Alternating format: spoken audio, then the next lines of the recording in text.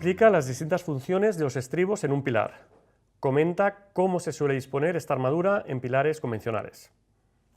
Bueno, ante todo, ¿qué son los estribos de un pilar? Vamos a imaginar una sección transversal de un pilar, cuadrado de 30 por 30, y el alzado longitudinal.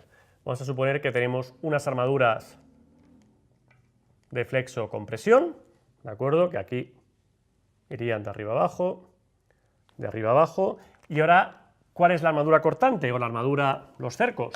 ¿De acuerdo? Pues es una armadura que rodea la armadura de flexión y aquí, por lo tanto, sería una armadura dispuesta de esta forma, con una separación, vamos a decir, entre cercos, ¿de acuerdo? Entonces, ¿cuáles son las funciones? Las funciones son muchas. En primer lugar, por ejemplo, podemos hablar de que es una armadura de montaje, ¿de acuerdo? Una función básica de los cercos es permitir el correcto montaje de la armadura longitudinal. La segunda función, por ejemplo, sería evitar el pandeo de la armadura longitudinal. Evitar pandeo, pero no el pandeo del pilar, ¿de acuerdo? Lógicamente, sino evitar el pandeo de la armadura longitudinal. ¿Por qué? Longitudinal. La armadura longitudinal en un pilar va a estar comprimida, con lo cual, si sabemos tenemos un elemento de diámetro muy pequeño comprimido, la armadura longitudinal pandearía, ¿de acuerdo? Como hacia adentro no podría pandear porque está el núcleo de hormigón, la armadura lo que haría sería, si no hubiese cercos, ¿de acuerdo?, pandearía así. Al tener cercos que cogen esta armadura, la armadura reduce un montonazo su longitud de pandeo y el pandeo solo se podría dar entre los cercos, ¿de acuerdo? Con lo cual, al ser la longitud de pandeo más pequeña, estamos evitando el pandeo de la armadura longitudinal. Esta función es importantísima en pilares. Luego, evidentemente, al ser cercos, pues contribuyen a resistir el esfuerzo cortante, ¿de acuerdo? Contribuyen a resistir el esfuerzo cortante.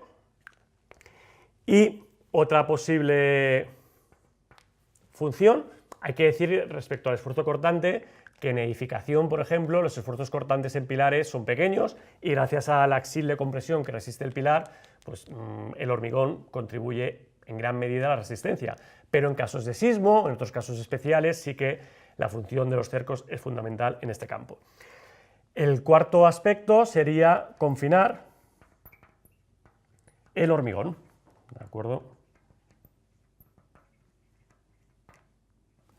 El hormigón del núcleo, diríamos el hormigón que está aquí dentro, si los cercos están bastante cerca, vamos a poder confinarlos como si fuera una faja que rodea este hormigón y vamos a conseguir que el hormigón tenga una mayor resistencia. La quinta función, también muy importante, sería ser armadura transversal en la zona de solape de la armadura longitudinal. Es decir, siempre cuando estamos construyendo un pilar, pues tenemos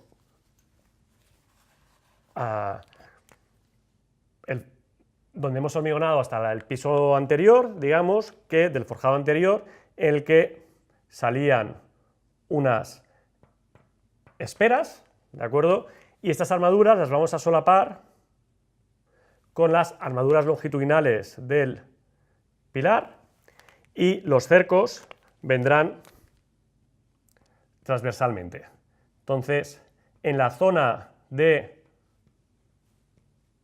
solape, que sería esta zona de aquí, donde se va a solapar la armadura longitudinal de la planta superior con la armadura de la planta inferior, es necesario disponer de una cierta cantidad de armadura para garantizar la correcta transmisión de las tracciones, y esta armadura van a ser también los cercos. Con lo cual, estas 5 funciones serían las funciones principales.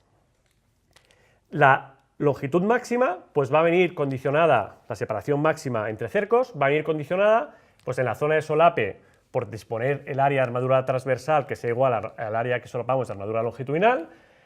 En caso de confinar el hormigón, la distancia va a tener que ser más pequeñita para realmente poder actuar de faja del hormigón del núcleo. Para resistir al cortante, sabemos que la separación va a estar limitada más o menos a 0,75D o 0,6D para impedir que se forme una fisura de cortante que se genere entre dos cercos. Esto no puede ser, las fisuras aparecen a 45 grados o a menos en pilares, y la separación de cercos nos tiene que garantizar que no pueda aparecer una fisura de cortante entre dos cercos que no sea cosida.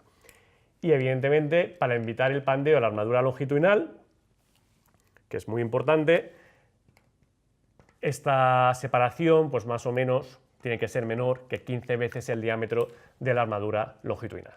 ¿De acuerdo?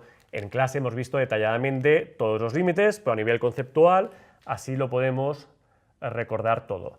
Y ya por último, fijaros en el detalle de anclaje que he puesto aquí. Un cerco, convencionalmente, aquí en Mallorca, los cercos son redondeados, evidentemente, muchas veces los solapamos como aparece en esta imagen, ¿de acuerdo? Es decir, que el solape se produce aquí y aquí.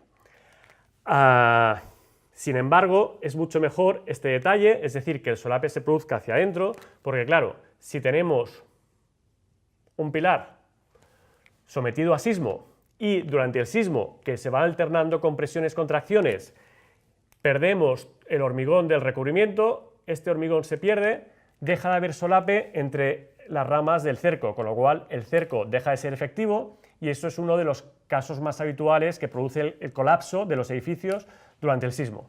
Por lo tanto, siempre que sea posible, es mucho mejor solapar hacia dentro del pilar, aunque es una operación un poquito más compleja durante el proceso de ferrallado. Muchas gracias por vuestra atención.